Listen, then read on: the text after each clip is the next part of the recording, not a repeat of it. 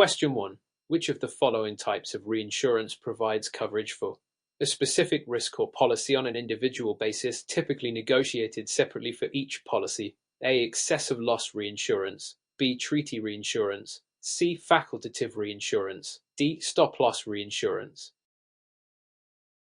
Answer: C. Facultative reinsurance. Explanation: facultative reinsurance refers to a type of reinsurance where a reinsurer agrees to cover a specific risk or individual policy which is negotiated on a case-by-case basis. This differs from treaty reinsurance, where a reinsurer covers a group of policies automatically under a predefined contract. Facultative reinsurance is used when the cedent primary insurer wants to transfer risk on a specific policy that exceeds the insurer's limits or involves high risks.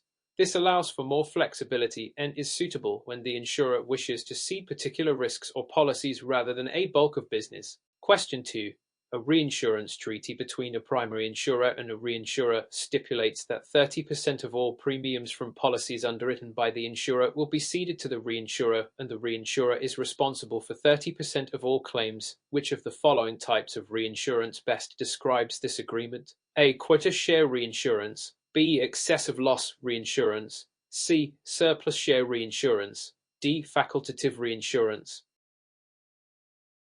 Answer: A. Quota share reinsurance. Explanation: quota share reinsurance involves a fixed percentage of all premiums and claims being ceded to the reinsurer. In this case, the reinsurer takes on 30% of the premium and the corresponding claims from the insurer's policies. This is characteristic of quota share arrangements where both the premiums and claims are shared proportionally between the primary insurer and the reinsurer. This reinsurance provides steady and predictable sharing of risk and is common in more stable, low-risk environments. Question 3, scenario-based. Mr. Green, the underwriter at an insurance company in Indiana, has been working on a large catastrophe reinsurance agreement with a reinsurer. The reinsurer has agreed to cover any losses that exceed the company's retention limit, but only up to $10 million in claims. Mr. Green notices that the company's retention limit is set at $5 million, but the actual exposure from the policies could reach $1 million in certain extreme scenarios. What should Mr. Green do in this situation to manage the risk appropriately?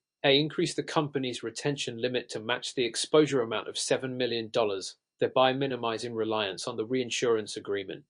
B. Reassess the catastrophe reinsurance agreement to ensure that the exposure up to $7 million is fully covered by the reinsurer or modify the retention limit. C. Avoid increasing the retention limit and instead request that the reinsurer cover the full exposure as the current retention limit is low. D. Maintain the current setup as the retention limit is sufficient and the risk of exceeding it is minimal. Answer: B. Reassess the catastrophe reinsurance agreement to ensure that the exposure up to $7 million is fully covered by the reinsurer or modify the retention limit. Explanation: in catastrophe reinsurance, the retention limit is the amount of risk that the primary insurer retains before the reinsurer's coverage kicks in. If the company's exposure could potentially reach $7 million, yet the retention limit is only $5 million, Green should reassess the reinsurance agreement to ensure adequate coverage. The exposure beyond $5 million but below $10 million, the reinsurer's cap could result in significant gap in coverage. Therefore, the most appropriate step would be to either increase the retention limit or modify the reinsurance agreement to better align the coverage with the company's risk exposure. Simply maintaining the current structure or requesting full coverage reinsurer would not be prudent strategy without further evaluation. Question 4. Which of the following statements best describes the primary distinction between proportional and non-proportional reinsurance? A. Proportional reinsurance is based on a fixed premium, while non-proportional reinsurance is based on claims experience. B. Proportional reinsurance shares premiums and losses in proportion, while non-proportional reinsurance involves coverage only when losses exceed a certain threshold. C. Proportional reinsurance applies to facultative reinsurance, while non-proportional reinsurance applies only to treaty reinsurance. Proportional reinsurance is typically used for catastrophic risks, while non-proportional reinsurance is used for everyday risks. Answer: B. Proportional reinsurance shares premiums and losses in proportion, while non-proportional reinsurance involves coverage only when losses exceed a certain threshold. Explanation. The key distinction between proportional and non-proportional reinsurance lies in how premiums and losses are shared. In proportional reinsurance, the reinsurer shares both premiums and losses in a fixed proportion, such as 50% of the premiums and percent of the claims. On the other hand, non-proportional reinsurance, such as excessive loss reinsurance, only comes into play when the insurer's losses exceed certain predefined thresholds, such as set retention or attachment point. This type of reinsurance provides coverage for large losses beyond certain limit, rather than proportional sharing of risks and premiums. Question 5. Which of the following is not a typical clause found in reinsurance contracts? A. Arbitration clause. B. Premium adjustment clause. C. Solvency clause. D. Retrocession clause. Answer. C. Solvency clause. Explanation. Reinsurance contracts often include various clauses to manage risks, clarify terms, and outline responsibilities between the parties. Typical clauses include the arbitration clause, which provides a method for dispute resolution, of the premium adjustment clause, which allows for the adjustment of premiums based on actual exposures, and the retrocession clause, which allows a reinsurer to cede risk. Another reinsurer. However, the solvency clause is not a standard reinsurance contract clause.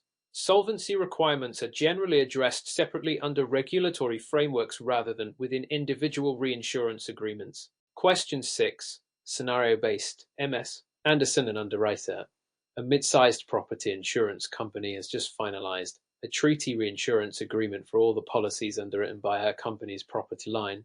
The treaty covers 80% of the premiums and losses of any claims arising from property damage. However, one of the properties insured under the treaty has significantly higher risk exposure due to its location in flood zone. What should Anderson consider doing next to mitigate the potential risk for this specific property? A. Increase the retention limit for the flood risk property so the company retains more of the exposure.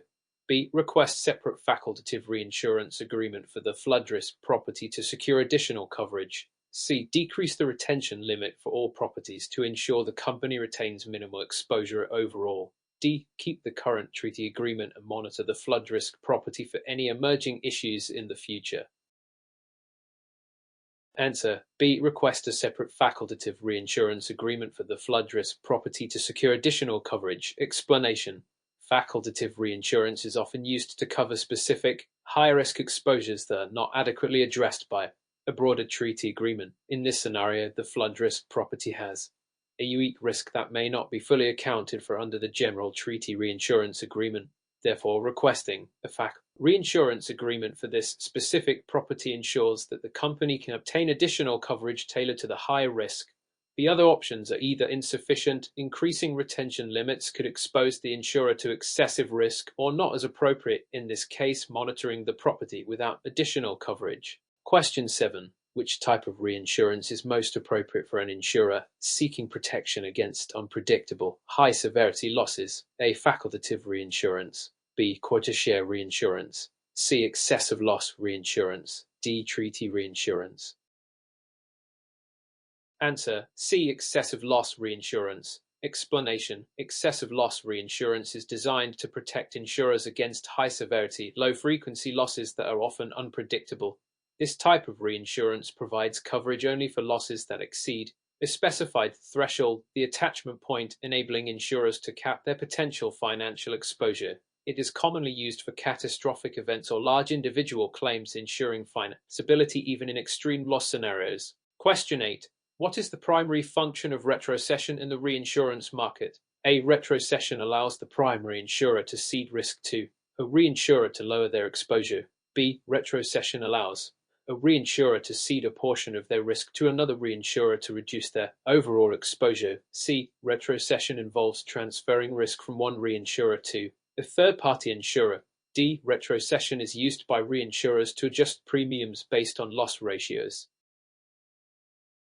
Answer. B. Retrocession allows a reinsurer to cede a portion of their risk to another reinsurer to reduce their overall exposure. Explanation. Retrocession is the process where a reinsurer cedes part of its assumed risk to another reinsurer. This is typically done to spread risk further and maintain the reinsurer's solvency and financial stability. Retrocession helps reinsurers manage their exposure to large losses, particularly in cases where they have a significant risk This practice is different from the primary insurer's process of ceding risk to a reinsurer. Retrocession is crucial for reinsurers to maintain balance in their portfolios and to ensure that they do not become overexposed to certain risks. Question 9. Which of the following is not a typical factor that affects the pricing of reinsurance contracts? A. The risk profile of the insured portfolio. B. The reinsurer's capital reserves and solvency. C. The claims history of the primary insurer. D. The regulatory environment in the reinsurer's jurisdiction. Answer: D. The regulatory environment in the reinsurer's jurisdiction. Explanation: the pricing of reinsurance contracts is primarily influenced by factors such as the risk profile of the insured portfolio, the reinsurer's capital reserves and solvency, and the claims history of the primary insurer. These factors directly affect the reinsurer's ability to assess the level of risk and determine the premium rates, while the regulatory environment, reinsurer's jurisdiction, can impact the overall business environment and solvency requirements. It is not a direct factor in determining the pricing of individual reinsurance contracts. Question 10. Which of the following is a key characteristic of facultative reinsurance? A. It is applied on a case-by-case basis for specific high-risk policies. B. It automatically applies to all policies written by the insurer. C. It shares a fixed percentage of premiums and losses across the portfolio of risks. D. It is only used for health and life insurance. Answer: A. It is applied on a case-by-case basis for specific high-risk policies.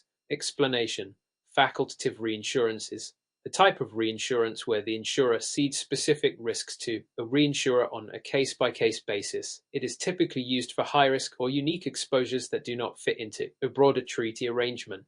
This type of reinsurance is negotiated individually for each risk rather than applying a fixed percentage across a portfolio like in treaty reinsurance. Question 11. Which of the following reinsurance types is most commonly used to cover large, unpredictable losses that exceed a certain threshold? A. Proportional reinsurance. B. Excessive loss reinsurance. C. Quota share reinsurance. D. Surplus share reinsurance. Answer: B. Excessive loss reinsurance. Explanation: excessive loss reinsurance is the type of non-proportional reinsurance that provides coverage for losses exceeding a predetermined threshold or attachment point, and this is typically used to protect the primary insurer from large unexpected claims such as catastrophic events. Unlike proportional reinsurance, which shares premiums and losses in fixed percentages, excessive loss reinsurance only losses above the set threshold. Question 12. In a reinsurance agreement, which of the following clauses primarily addresses disputes regarding the settlement of claims? A. Arbitration clause. B. Cession clause. C. Excess clause. D. Retrocession clause. Answer: A. Arbitration clause. Explanation: the arbitration clause is typically included in reinsurance agreements to outline the process for resolving disputes, including those related to the settlement of claims. This clause ensures that both parties agree to submit any disagreements to arbitration rather than pursuing litigation in court, which can be time-consuming and costly. Question 13. Which of the following would most likely trigger a stop-loss reinsurance agreement? A. A specific loss that exceeds a retention limit. B. A series of small, frequent losses that collectively reach a certain threshold. C. The cession of risk to another reinsurer. D. A natural catastrophe, such as an earthquake or flood.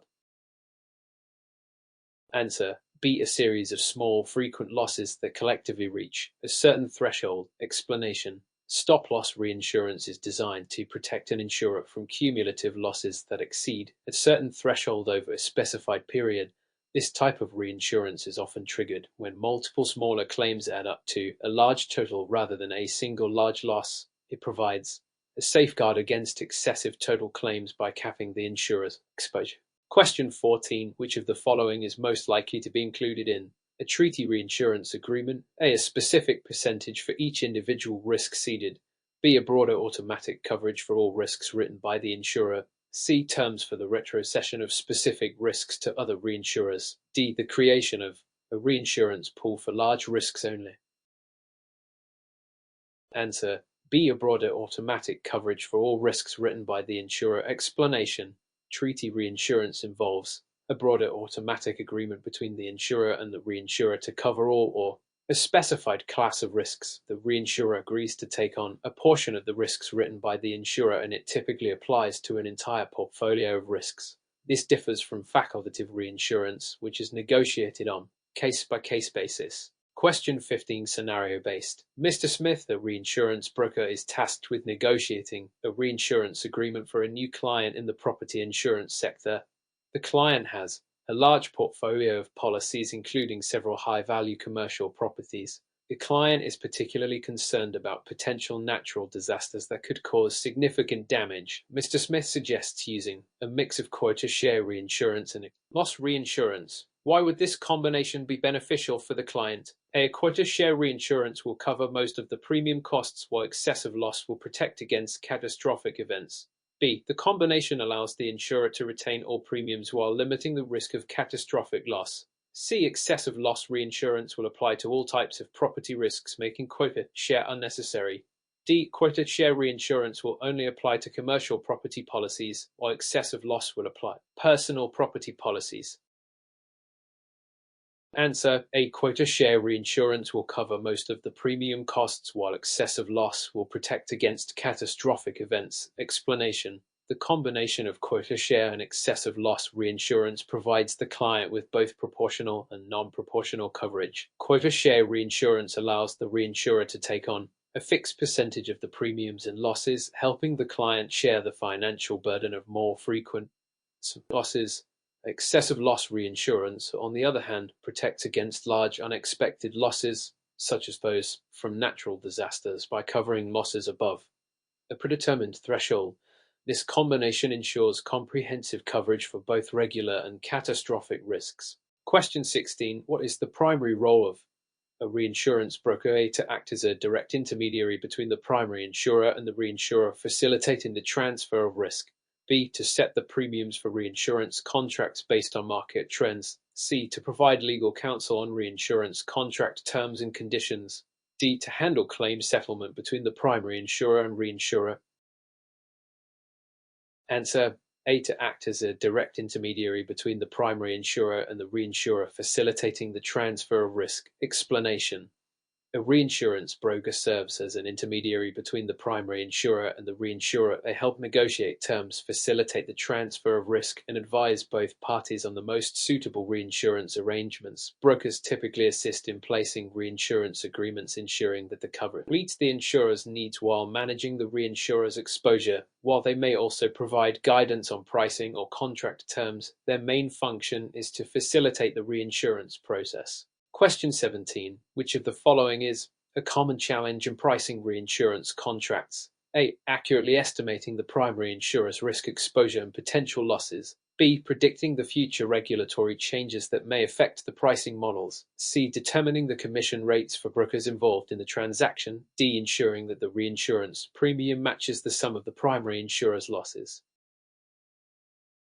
Answer: A. Accurately estimating the primary insurer's risk exposure and potential losses. Explanation: one of the main challenges in pricing reinsurance contracts is accurately estimating the risk exposure and potential losses of the primary insurer. This involves complex calculations and the consideration of many variables, including historical claims data, underwriting risks, and market conditions. Accurately assessing the exposure allows the reinsurer to price the reinsurance contract appropriately, ensuring that the coverage is both adequate and financially sustainable. Question 18. Which of the following reinsurance products is most suited for covering individual high-value risks that do not fit within a broader treaty? A. Quota share reinsurance. B. Excessive loss reinsurance. C. Facultative reinsurance. D. Surplus share reinsurance. Answer: C. Facultative reinsurance. Explanation: facultative reinsurance is specifically designed for high-value or unique risks that do not fit into a standard treaty agreement. It allows the primary insurer to negotiate coverage on an individual basis for each risk, making it ideal for unusual or large exposures. Unlike treaty reinsurance, which applies to a broad portfolio of risks, facultative reinsurance focuses on specific, selected policies. Question 19. How does reinsurance help insurers maintain solvency during periods of high claim activity? A. By reducing premiums and increasing coverage limits for policyholders.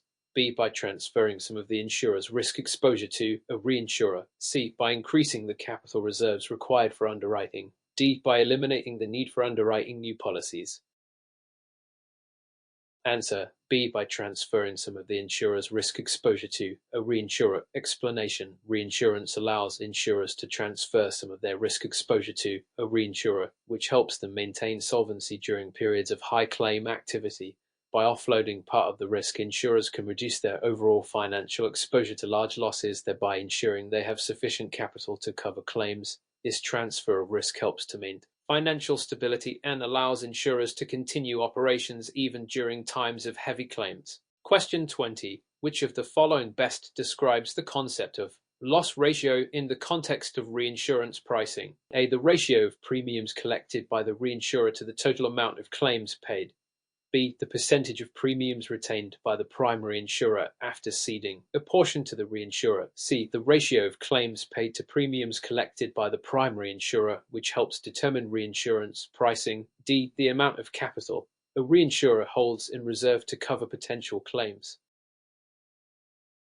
Answer: C. The ratio of claims paid to premiums collected by the primary insurer, which helps determine reinsurance pricing. Explanation: The loss ratio is a key metric used in the reinsurance industry to evaluate the profitability of an insurer's portfolio and guide reinsurance pricing. It is calculated by dividing the claims paid by the premiums collected by the primary insurer. Higher loss ratio indicates that the insurer is out more in claims than it is collecting in premiums, which could result in higher reinsurance pricing. Reinsurers use this ratio to assess the risk associated with covering the insurer's losses, which in turn influences the cost of reinsurance coverage. Question 21.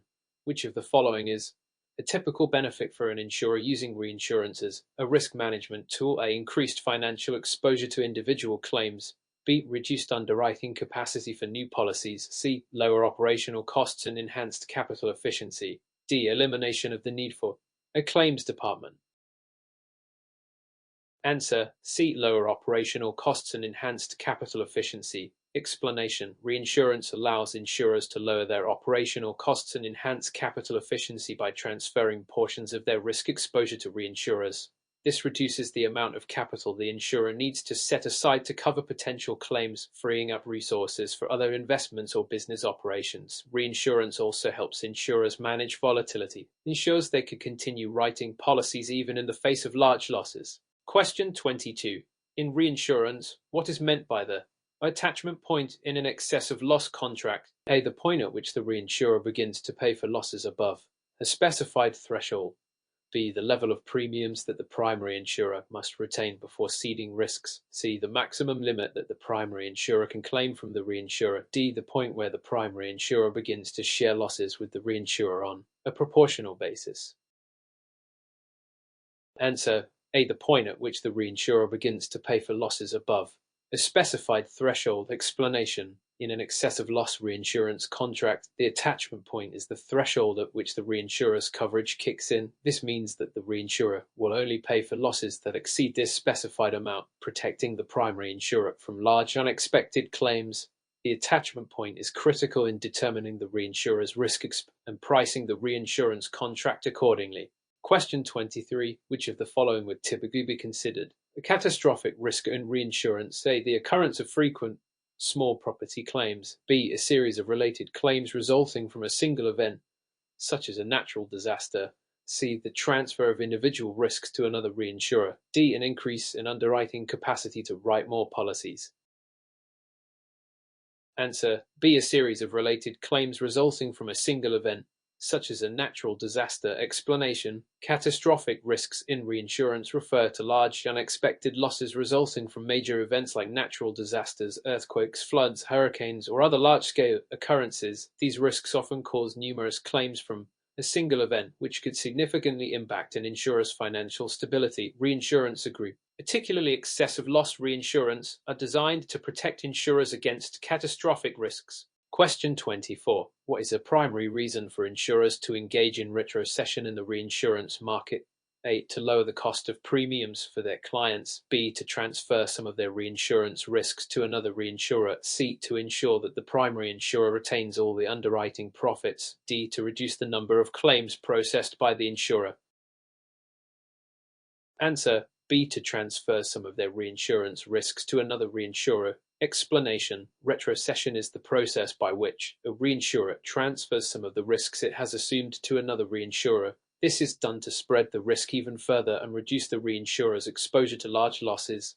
By engaging in retrocession, reinsurers can manage their own risk more effectively and maintain their financial stability while also providing a capacity for other insurers seeking reinsurance. Question 25. Which type of reinsurance contract would most likely be used to cover a portfolio of homogeneous risks, such as a large number of similar auto insurance policies? A. Quota share reinsurance. B. Excessive loss reinsurance. C. Facultative reinsurance. D. Stop loss reinsurance.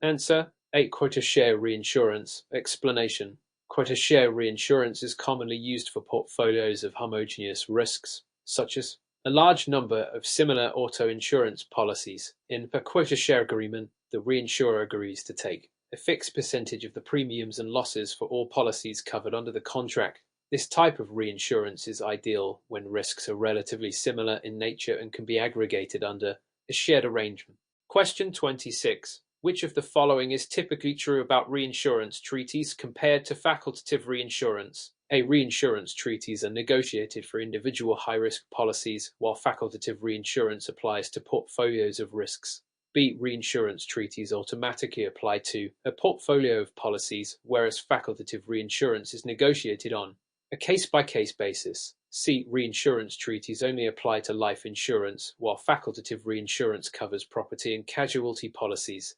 D. Reinsurance treaties are more expensive than facultative reinsurance for insurers.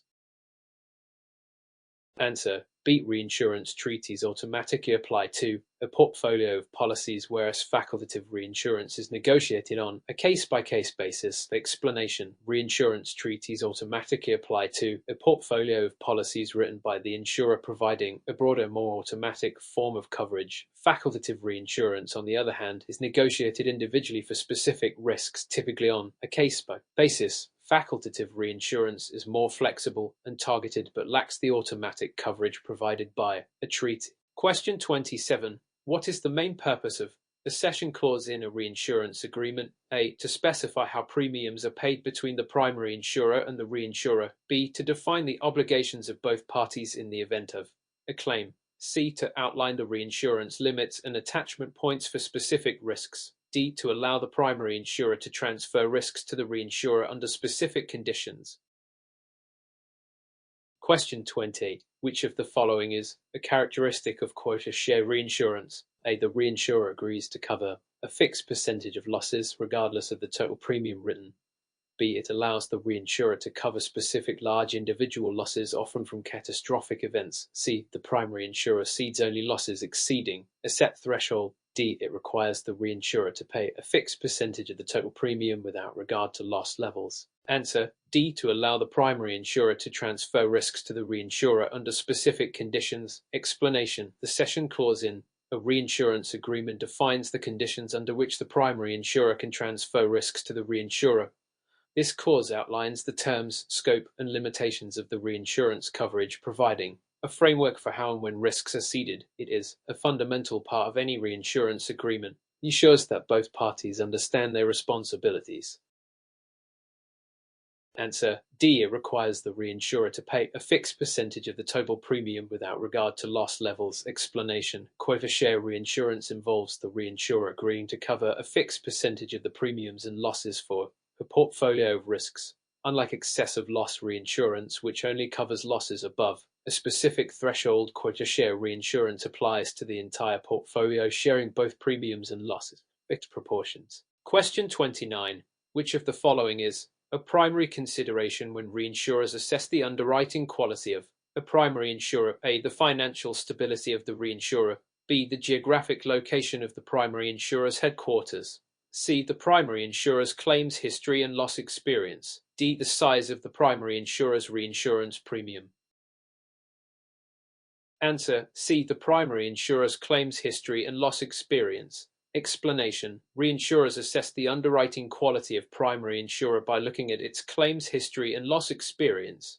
Primary insurer with strong track record of underwriting discipline and relatively low loss experience is more attractive to reinsurers, as it suggests the insurer is effectively managing its risks.